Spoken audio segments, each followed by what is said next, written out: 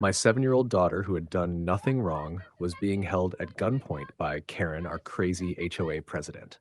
This is how it all started. I came back from work, exhausted, ready to kick off my boots and crash on the couch when I spotted something stuffed in my mailbox. Another letter. Another bright yellow HOA violation.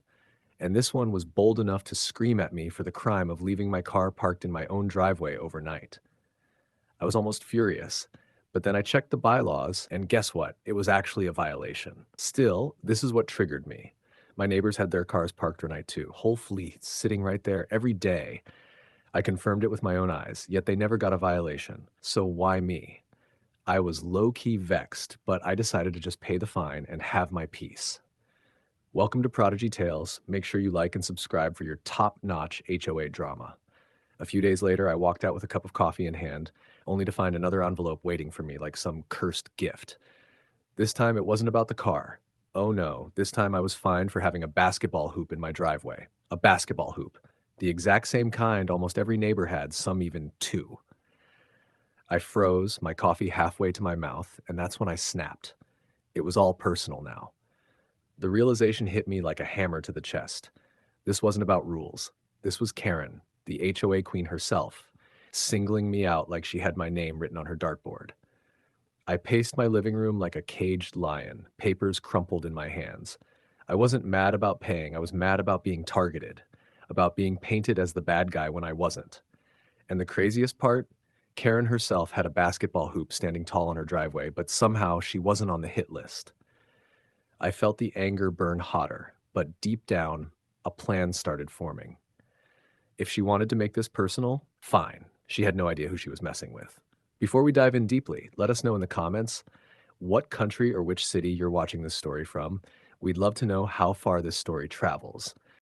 I marched right up to Karen's prim little porch, knocked once, and she swung the door open with that smug grin that made my blood pressure spike. I told her straight, no sugarcoating.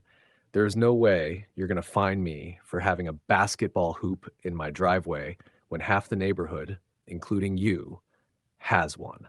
She leaned against her doorway like she was posing for a villain movie poster, arms crossed, and with the nastiest tone replied, "Pay the fee or face the consequences. I don't care if everyone else has one. You're the one I'm watching."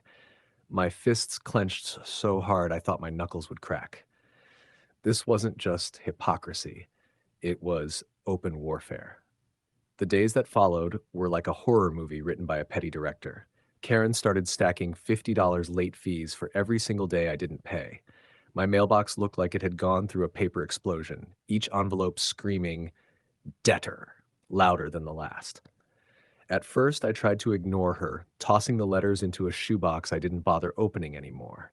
But then Karen upgraded her game. She started dragging my name through HOA platforms, posting in the community group chat, calling me irresponsible, lazy, and a lawbreaker. She strutted around like she'd uncovered a scandal. Neighbors began whispering when I walked past. Some gave me sympathetic looks. Others smirked, enjoying the spectacle. Karen was staging a public trial without a courtroom. She'd corner people on the street, wagging her finger, painting me blacker than tar. I'd catch her whispering in hushed tones at block parties, her cronies laughing like hyenas. And the worst part? I thought that was the end game. I thought her goal was to embarrass me into submission, to crush me under a mountain of shame and overdue letters.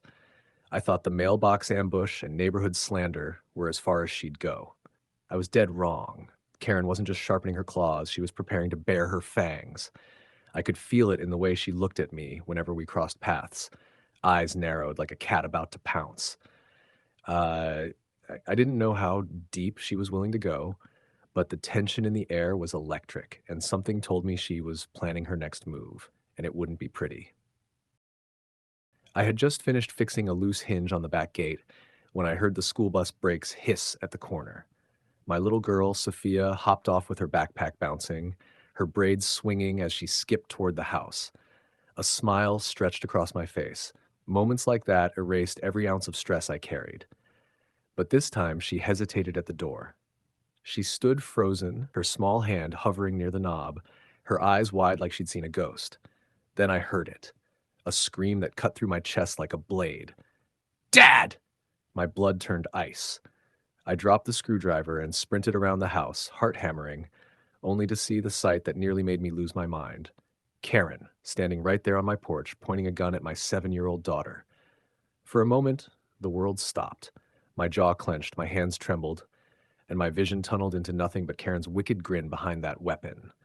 My daughter sobbed, her voice breaking as she cried, "Dad!" Tears streaked down her cheeks, her tiny frame shaking in terror. "Are you out of your mind?" I roared, my voice echoing so loud the neighbors came rushing out of their homes. Phones whipped out instantly, recording every second of Karen's meltdown. Karen's eyes glistened with pure madness. "You better pay up what you owe," she hissed, her finger twitching dangerously close to the trigger. "Or I might just have to pull this. Trust me, I won't hesitate." I could hardly breathe. My fists balled so tight my nails dug into my palms. Neighbors gasped, some yelling at her to put it down, others frozen in disbelief. Someone shouted they had called 911. The street filled with whispers, cries, and the unmistakable sound of every camera catching the insanity in real time. But Karen, she didn't flinch. She actually looked proud, like she was proving a point to the whole neighborhood. My daughter's cries pierced the air, each one stabbing my chest. This wasn't just HOA drama anymore. This was a nightmare, and Karen had just crossed a line there was no coming back from.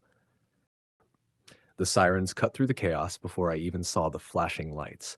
My neighbors parted like waves as 2 squad cars screeched to a stop in front of my house. Karen, still clutching the gun, turned to the crowd with this twisted, triumphant grin and yelled, "Finally! Officers, arrest this man. He's a non-compliant debtor of HOA rules." The arrogance dripped from her voice like poison, as if she thought she was running the whole operation. But the cops weren't buying it. One officer drew his weapon instantly and barked, "Ma'am, put the gun down now." His tone wasn't polite, HOA small talk. It was cold, commanding, the kind of voice that cuts straight through bone. My daughter bolted into my arms the second Karen's grip faltered, her little body trembling against my chest. I held her tight, never wanting to let go.